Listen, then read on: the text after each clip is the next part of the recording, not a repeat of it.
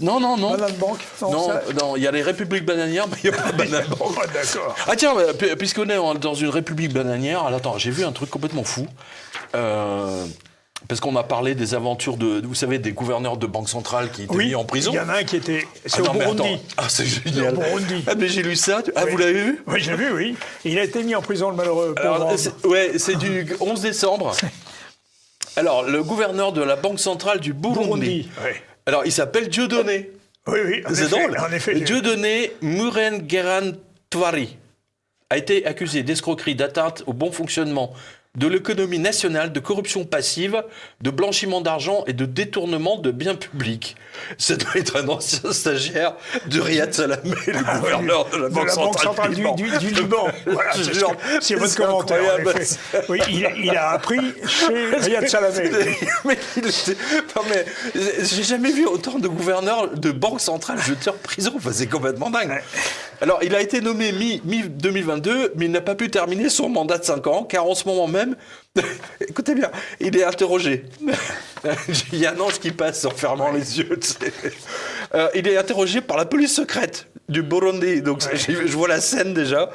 C'est digne d'un SAS de Gérard de Villiers, je vous le dis. Oui, un peu, oui. Et d'ailleurs, Gérard de Villiers avait écrit un SAS qui se passait au Burundi. Ah bah ça s'appelle SAS Broie du Noir. Oui, mais en revanche, il est accusé de blanchiment quand même. C'est pas...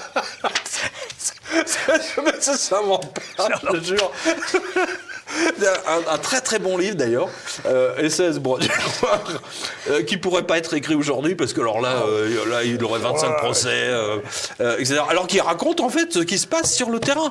Il a écrit ça en 66, quoi, 67. C'est pas jeune, c'est pas jeune. On continue sur les banques? Non mais attends, tiens, oui. Attends, j'ai un exemple. Tiens. Cela rappelle une description de Gérard de Villiers qui s'était rendu dans les années 60 à Bujumbura pour écrire donc SAS Broie du Noir. Je vous dis que c'est un monde de dingue. N'importe quoi peut arriver. Les types qui ont pris le pouvoir sont à moitié analphabètes, grisés de leur puissance et totalement incapables. Comment en plus le pays est divisé en 2 tribus? Oui. Écoutez bien, les Tutsis et les Hutus. Et les Hutus. Hein, oui, déjà c'était. Ce que ça a donné. Voilà. Qui se haïssent, la pagaille est à son comble. Si tout se passe bien, ils seront retournés au Moyen-Âge d'ici une dizaine d'années. Ben oui, mais... Eh bien, mon cher Gérard, non. Le Burundi s'est modernisé, puisque j'ai trouvé le site internet de la Banque centrale du Burundi. Oui. Donc, ils ont Internet. Précisons quand même que ce pays est toujours le plus pauvre au monde, hélas, avec 75% de ses 12 millions d'habitants sous le seuil international de pauvreté. Comme quoi, 60 ans plus tard, aucun véritable progrès n'a été réalisé par leurs hommes politiques totalement corrompus, bien entendu. Corrompus par l'Occident, pour récupérer leurs matières premières, comme d'habitude. Et une épouvantable guerre civile entre les 2 peuples, qui a fait des millions de morts. Oui. Le général Tozin était aux premières loges, là. On salue le général Tozin, qui était votre invité, je crois, ou celui de Martial. Voulez-vous que nous revenions encore sur les banques? Sur les banques, parce qu'il y a encore du biscuit. Je vois, par exemple, que